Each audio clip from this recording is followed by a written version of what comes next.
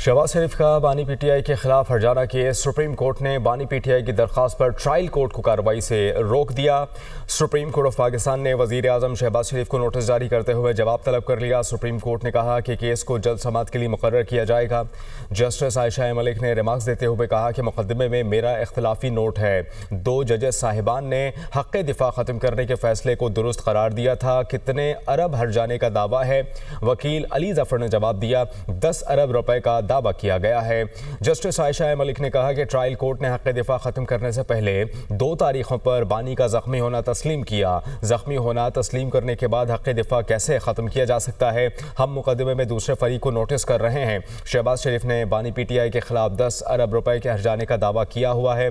Trial court ने बानी PTI का हक़ दिफा का जो हक़ है वो ख़त्म कर दिया था। शहबाज शरीफ का बानी पीटीआई के खिलाफ हर्जाना केस। सुप्रीम कोर्ट ने बानी पीटीआई की दरख्वास्त पर ट्रायल कोर्ट को कार्रवाई से रोक दिया। सुप्रीम कोर्ट ऑफ पाकिस्तान ने वजीर आजम शहबाज शरीफ को नोटिस जारी करते हुए जवाब तलब कर लिया। सुप्रीम कोर्ट ने कहा कि केस को जल्द समाअत के लिए मुकर्रर किया जाएगा। जस्टिस आयशा मलिक ने रिमार्क्स देते हुए कहा कि मुकदमे में मेरा इख्तलाफी नोट है। 2 जजेस साहिबान ने हक़ दिफा ख़त्म करने के फैसले को दुरुस्त करार दिया था। कितने अरब हर्जाने का दावा है?